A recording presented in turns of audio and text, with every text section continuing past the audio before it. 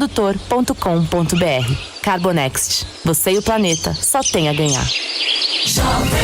Voltamos com o Jornal da Manhã, Cuiabá. Muito bem, são 7h17. Estamos de volta pela nossa Jovem Pan com o nosso Jornal da Manhã, edição Cuiabá. Quem falou aqui, vamos lá. Bom dia, no caso da alteração do quilômetro do carro, o crime praticado não seria falsidade ideológica, e sim estelionato. Pois o agente buscou aferir aqui, no caso, vantagem indevida induzindo a vítima ao erro.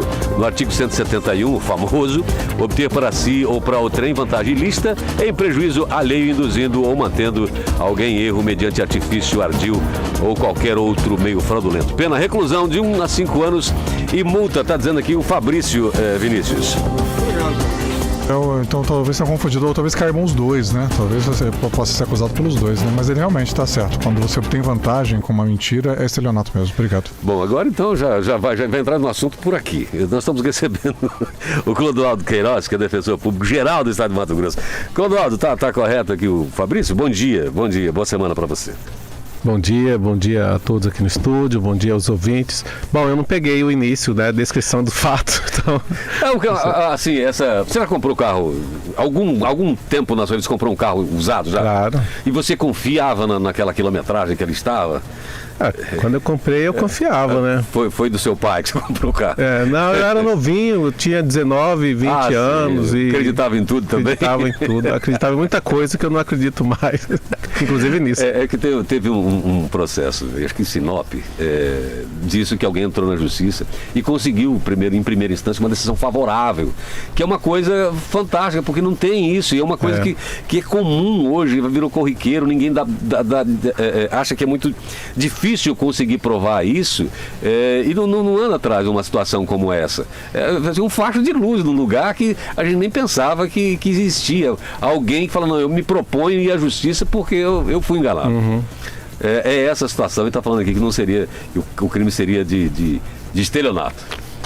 Qual que seria outra alternativa? Falsidade ideológica. Falsidade ideológica. Seria estelionato, no caso. Ele foi enganado, né, e pagou a mais por conta disso.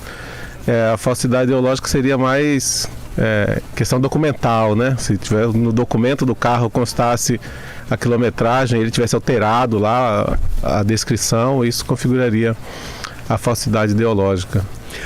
Na chegada aqui, nós conversamos um pouquinho fora do ar aqui, e é um tema que não estava na nossa pauta aqui, mas eu achei interessante buscar isso, até para a gente conseguir entender, explicar um pouco mais do que são os nossos serviços e a nossa população, assim, porque faz parte do nosso dia a dia.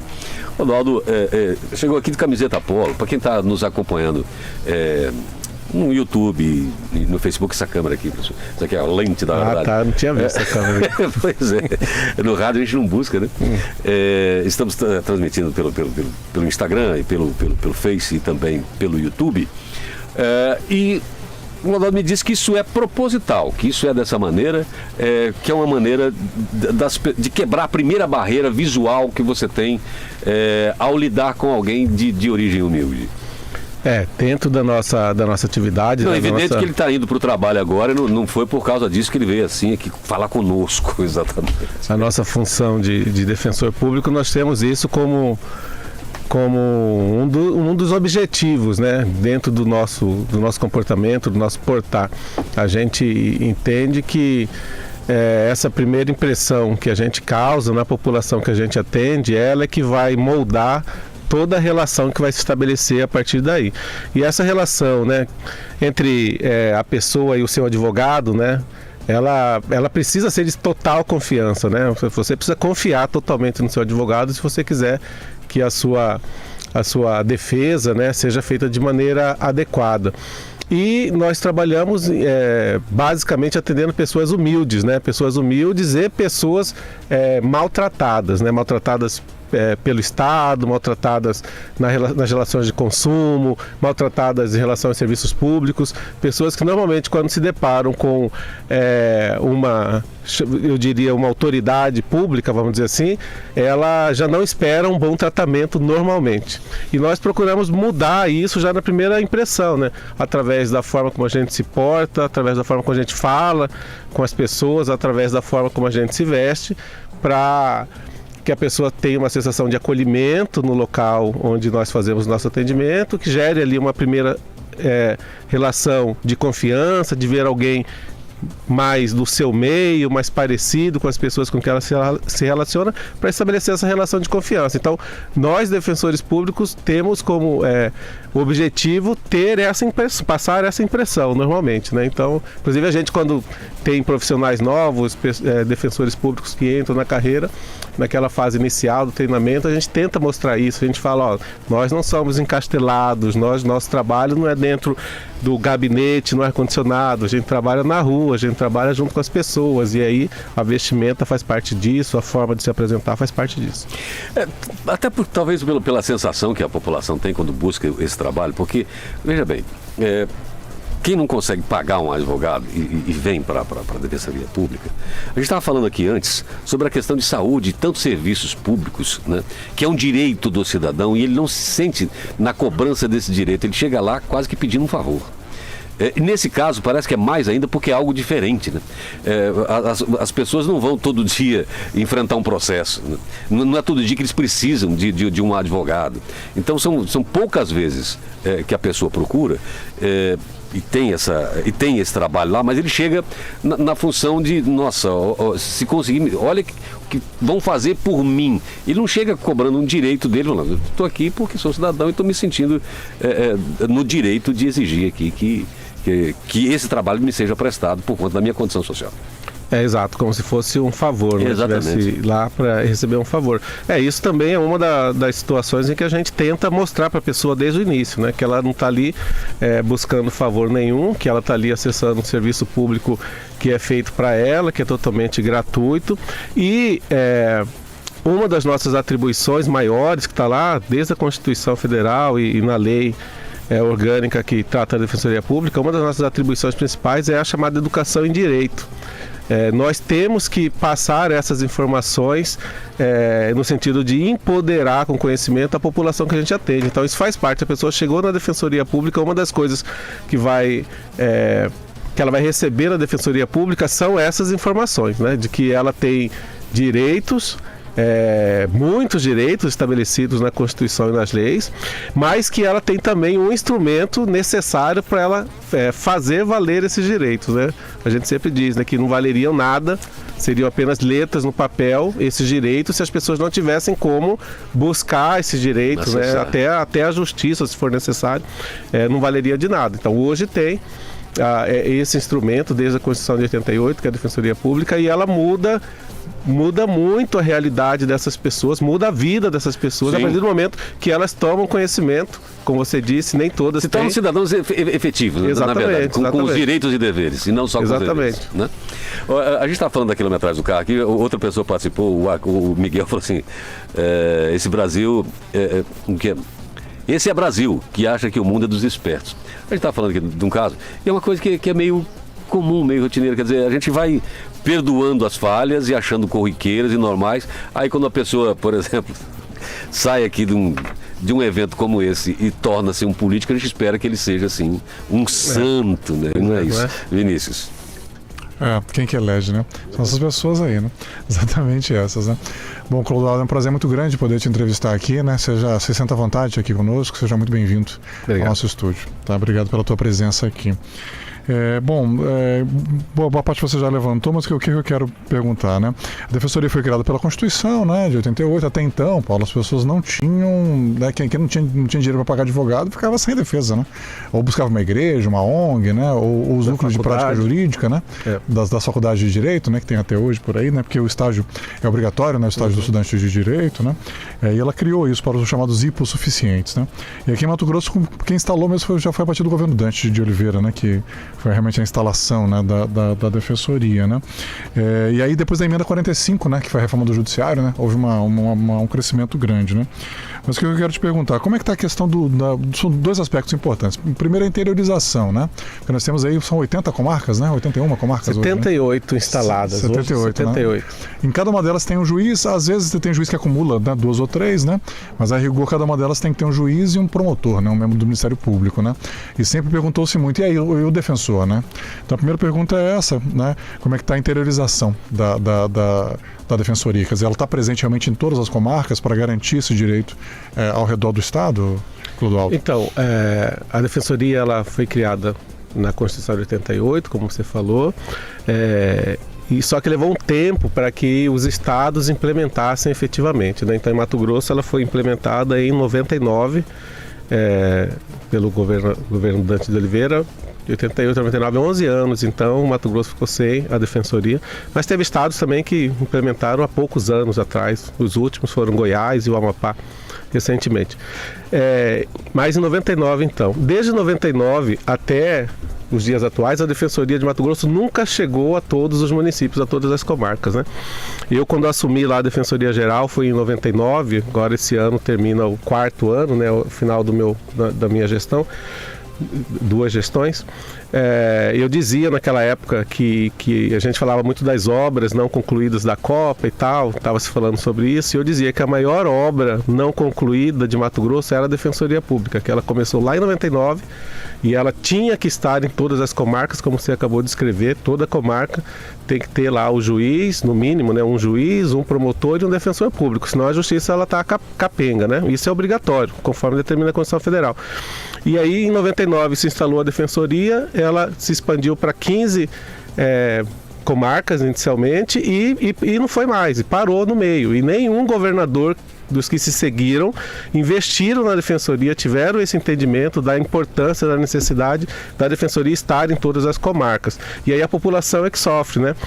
Como você falou aqui, como era antes, né, em todo lugar, e como ainda é onde não tem a Defensoria, se a pessoa não tem dinheiro para pagar advogado, são 2 consequências, dependendo do tipo de processo. Se for um processo civil, que a pessoa estiver correndo atrás de um direito seu, simplesmente ela não tem acesso, ela não vai ter o processo, ela não vai ter como entrar com o processo, e se ela for a ré, se alguém que tem dinheiro contratou um advogado e entrou com o processo contra ela e ela não tem, ela vai perder o processo, ela vai ser intimada, citada, não vai responder porque não tem advogado e o juiz vai dizer que ela perdeu a ação. Então, no processo civil, a pessoa simplesmente perde ou não consegue entrar. E no criminal, o criminal tem que tramitar, o criminal é obrigatório, né? Não tem como arquivar um processo criminal. Aí a pessoa, se ela não tem condições de pagar um advogado, o juiz nomeia um advogado dativo, né, um advogado particular, e manda a conta para o Estado tem que pagar o valor. E aí, então, funciona dessa maneira, né? No processo criminal, o Estado paga o advogado particular para atuar e no civil a pessoa não consegue fazer nada.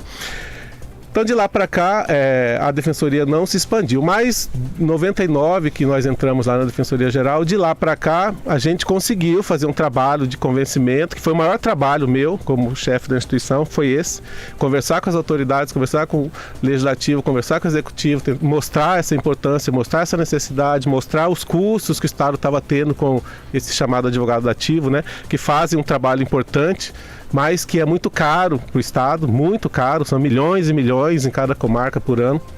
Então, todo esse trabalho de convencimento foi feito, mas, enfim, nós conseguimos mudar esse posicionamento do Estado. Então, de lá para cá, a partir de 2020 para cá, a gente já expandiu. Em 2019, quando eu entrei, a gente estava em 38 comarcas, das 78, faltava 40, né?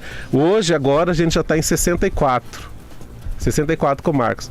E a gente só não conseguiu expandir ainda mais porque realmente não tem profissional, assim, a gente já está no limite, até com defensores acumulando mais de um local, chegou no limite.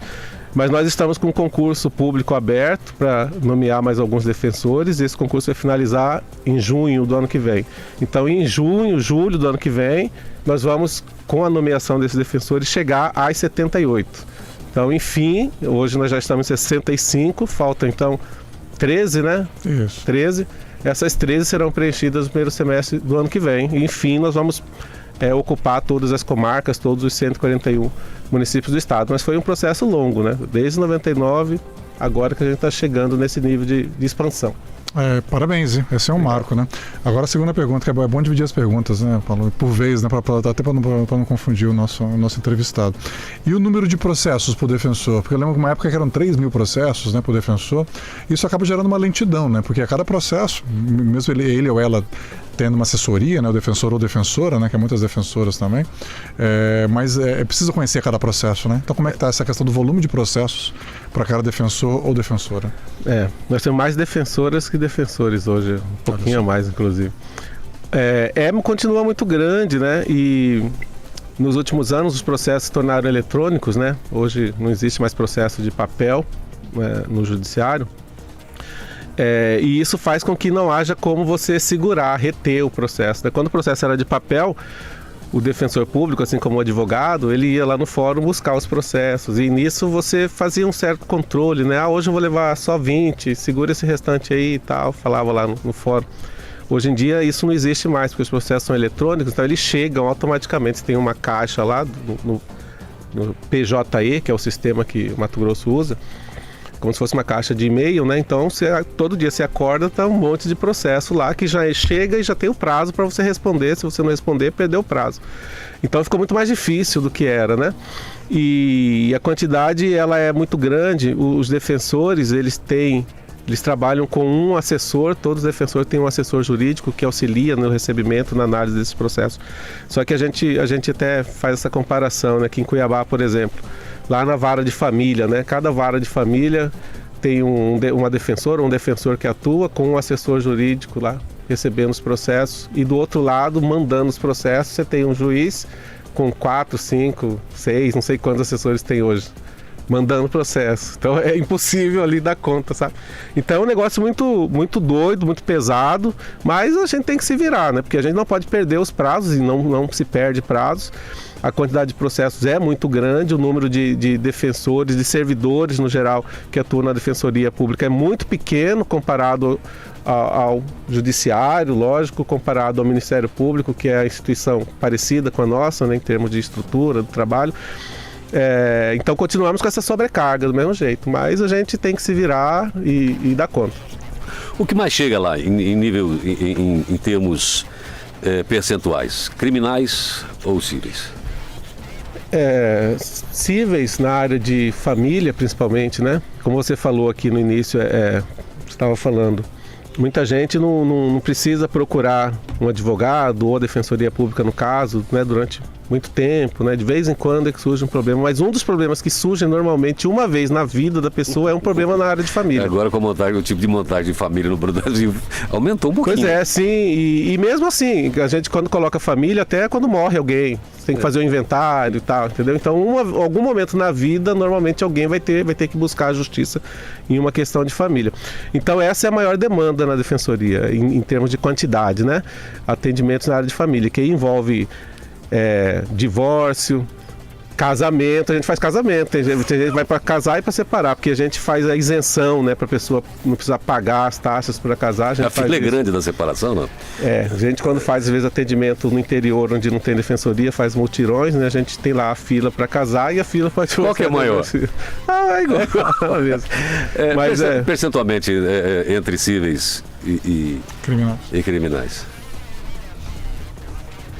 Deve dar uns 70, 30, assim, né? 70 cívil, né? O atendimento no cívil, talvez assim, até mais. O cívil, nosso maior atendimento é na área cívil, né? Aqui em Cuiabá, por exemplo, nós temos vários locais que a gente atende, né? Deve ter uns 5 ou 6 locais, né? Então tem um criminal e 5 cíveis, né?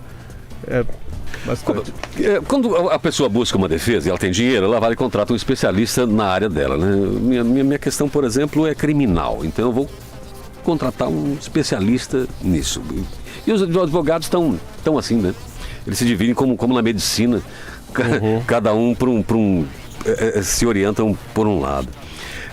Como é que vocês fazem, já que vocês atendem a todos, né? Não, mas nós também temos essa... Vocês também têm essa divisão? Lá dentro nós temos especialistas nisso, naquilo. Exato, aqui apenas nos núcleos nas comarcas onde só existe uma vara, né? É de acordo com como o judiciário funciona, né?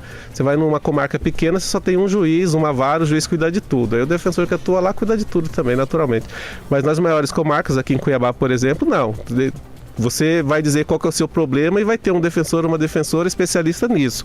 Então nós temos defensores que atuam só com relação de consumo, defesa do consumidor, só a defesa da mulher vítima de violência, só da área de família, só na área de saúde pública, enfim, na área criminal, só na área criminal, dentro da criminal, aqueles que atuam só na execução penal, que é só acompanhando quem já foi condenado e está cumprindo pena, para não deixar ficar além do tempo na cadeia, acompanhar, enfim, cumprindo da pena, e aqueles que atuam na defesa, e mesmo na defesa criminal, aqueles que são do Tribunal do Júri, crimes contra a vida, que vão ao Tribunal do Júri, tem os defensores que só cuidam disso, os que só cuidam do tráfico, os que só cuidam...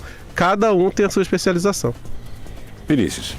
Então, o que eu ia te perguntar é exatamente em relação à execução penal, né? Porque antigamente havia aquela história de pessoas já terem a pena cumprida, né? O prazo já encerrou, né? E continuarem presos, né?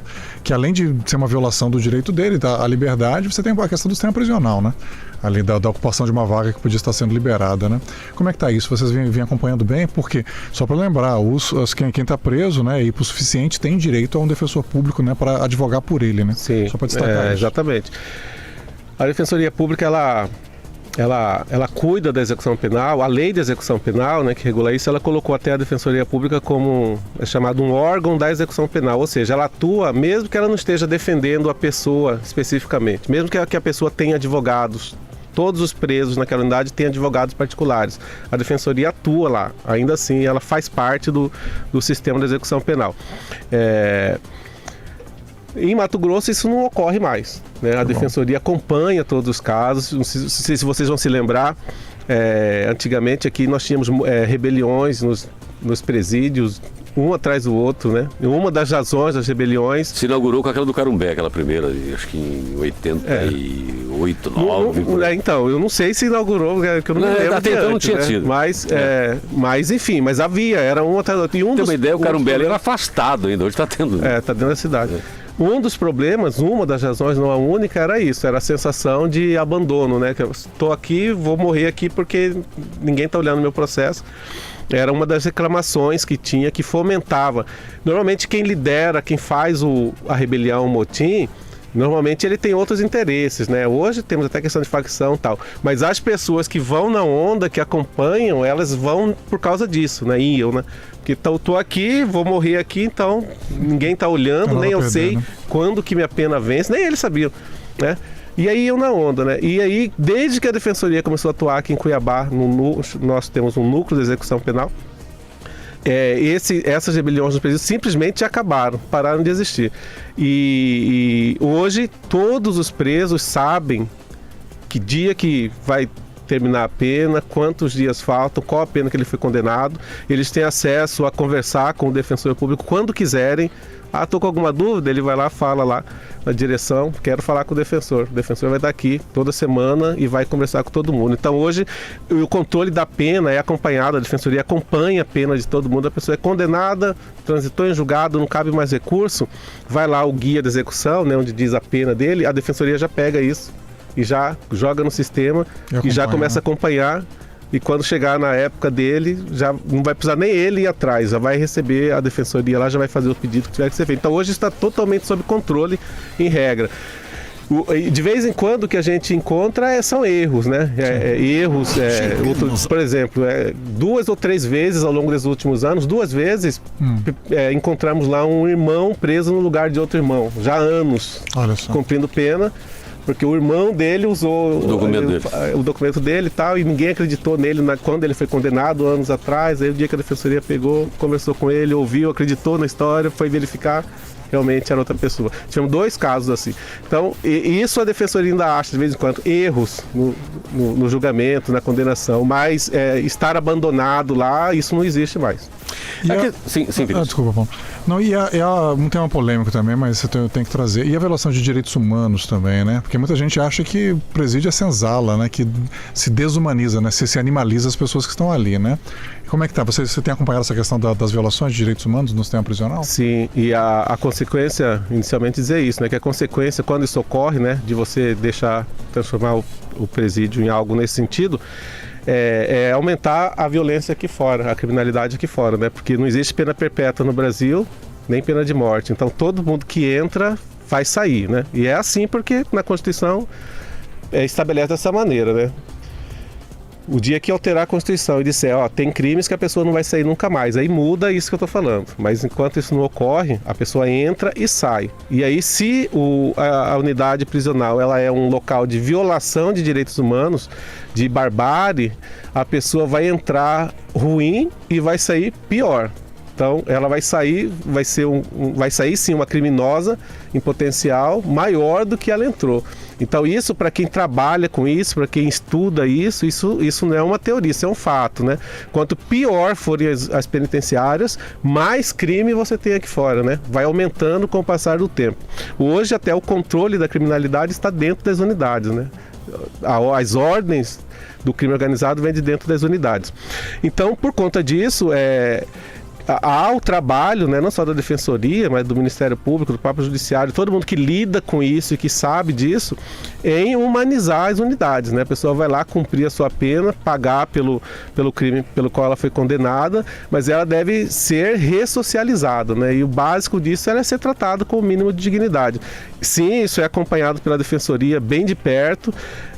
E Mato Grosso, há que se dizer, né, está passando por um processo de melhoria disso, né? Hoje já estão sendo construídos na própria penitenciária lá do Pascoal lá, do Pascoal Ramos. A PCE que eles falam, a PCE, né? exatamente. Central do Estado, né? Parte dela hoje já mudou completamente, né? Já foi inaugurado lá raios que parecem aqueles de filmes americanos, sabe? Aqueles que tem aquelas celas eletrônicas que fecham, abrem, Sim. cada um na sua cama, sem superlotação. Lá uma parte já foi mudada. Separados, né? Então, os comuns, os faccionados, exatamente. etc. Trabalho Os condenados dos que não foram condenados ainda. Então, Mato Grosso está passando por isso, está numa fase de transformação. Isso é importante ser citado porque isso nunca tinha acontecido antes, né?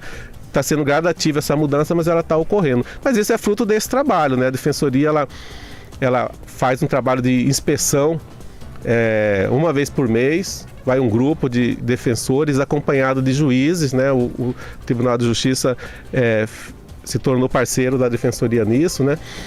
Então eles designam um grupo de juízes também para irem, escolhem uma unidade, lá em Sinop, outro dia, lá no presídio Ferrugem foi feito, e aí vai o grupo de defensores sem avisar, sem nada, com os juízes, e fazem uma inspeção completa ali. Isso nós já fizemos várias, e nas primeiras foram detectadas situações, né, muito graves de violação de direitos humanos e tal, e com o passar do tempo, com as inspeções sendo feitas, isso foi alterando, profissionais foram mudados de locais para prevenir isso, enfim, hoje essa situação a gente está tomando controle disso, né? Hoje não tem nenhuma unidade penitenciária de Mato Grosso que ela está lá fechada, acontecendo coisas que ninguém está sabendo, como ocorria antes, né? E aí, dependendo da direção, vai ser pior ou vai ser melhor. Não, hoje todas têm um controle, né? Então a gente tem influenciado nessa situação também, e a situação está melhor do que já foi no passado em relação à questão da violação de direitos humanos. Lá vocês têm a oportunidade de acompanhar histórias só, não é só o processo ali, o início e o final. Vocês acompanham histórias.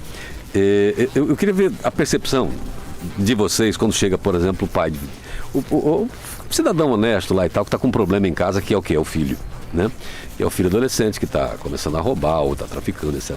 A questão do tráfico não, porque hoje está mais profissionalizado, né? As facções já têm os advogados deles e depois de faccionado o pai não precisa ir. Mas começa com a história do roubo, etc. e tal.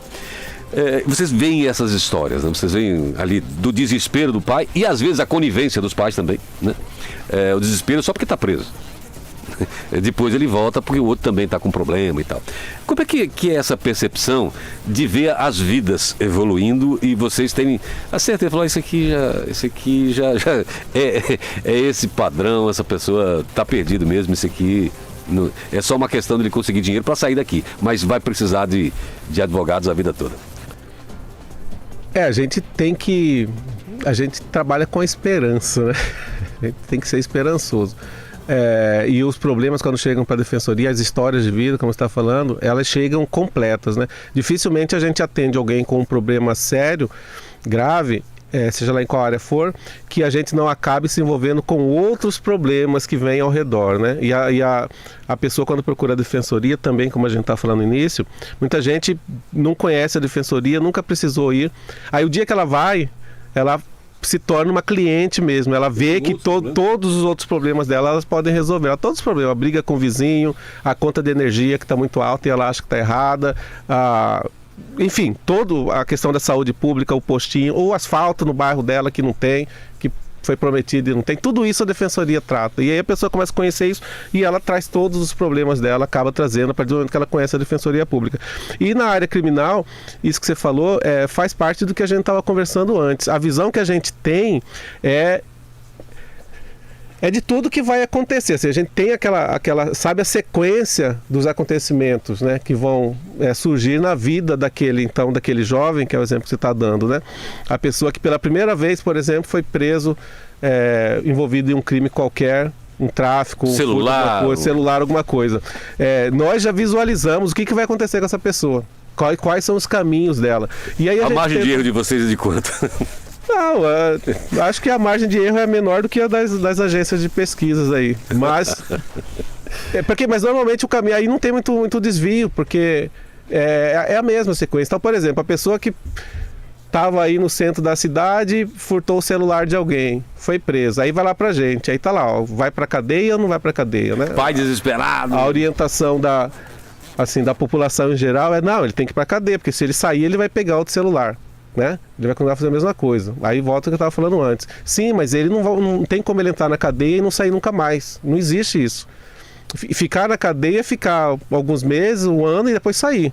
Né? E aí que a gente sabe. Se ele entrar lá e ficar um ano porque ele roubou o celular, ele vai sair de lá um assassino, com ordem para matar alguém aqui fora, um salve, alguma coisa. Ele vai ser pego pela facção, ele não vai ter opção mais. E aí, a hora que ele sair, ele vai ser obrigado a fazer, ou ele vai ser morto.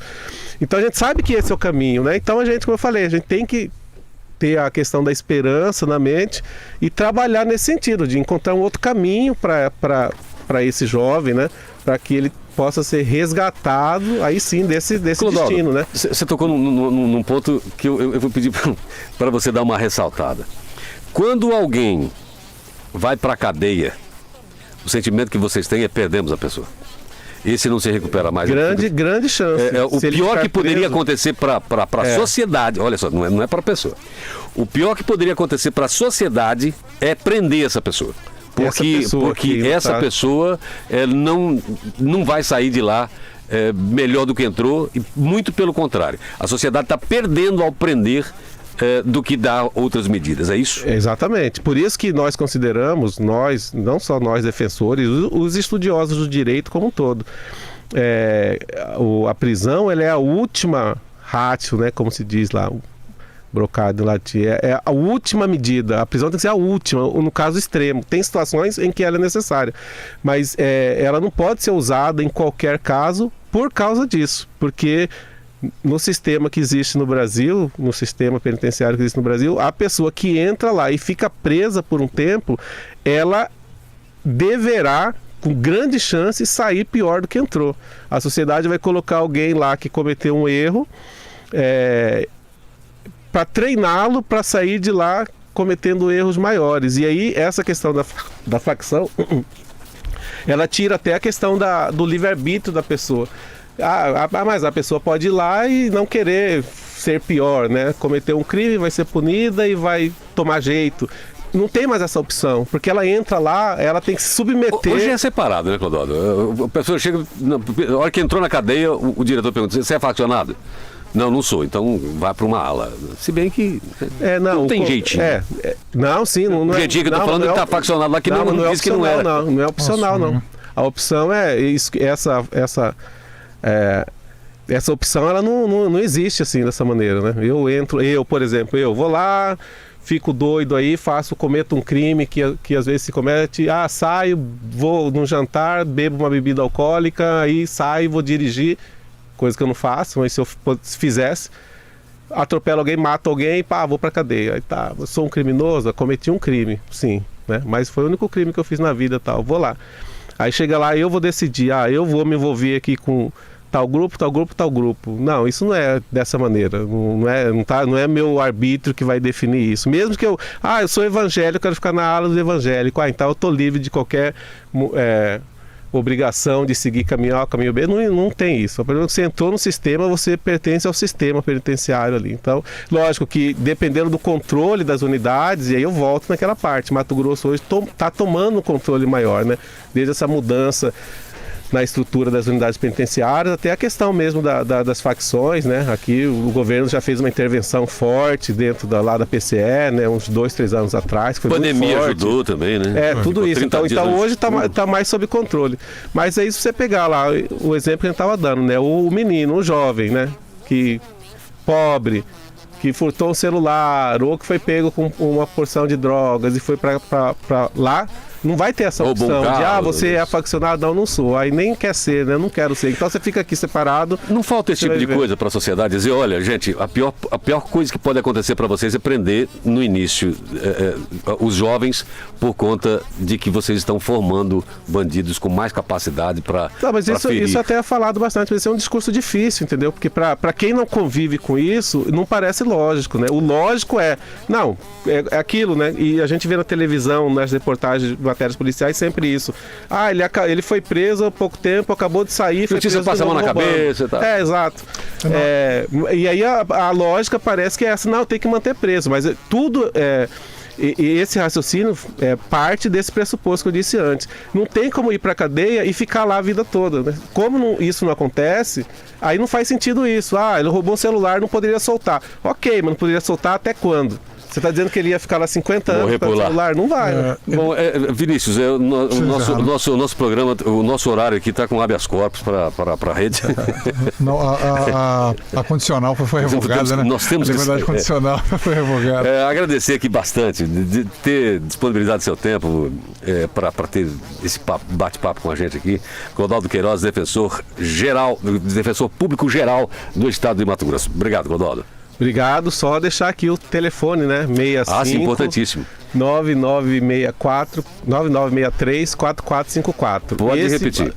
65 9963 4454. Através desse WhatsApp, as pessoas que precisarem de qualquer tipo de atendimento na Defensoria, elas conseguem atendimento em Cuiabá, em qualquer outro município que a gente atende, né? Seja essas questões de família, como eu falei, consumidor, violência contra a mulher, ou mesmo defesa criminal, qualquer situação, saúde pública, está com dificuldade, está precisando de uma cirurgia, uma UTI, acessa nesse WhatsApp aí que você vai conseguir seu atendimento. E no mais, estamos à disposição, sempre que precisar, nós gostamos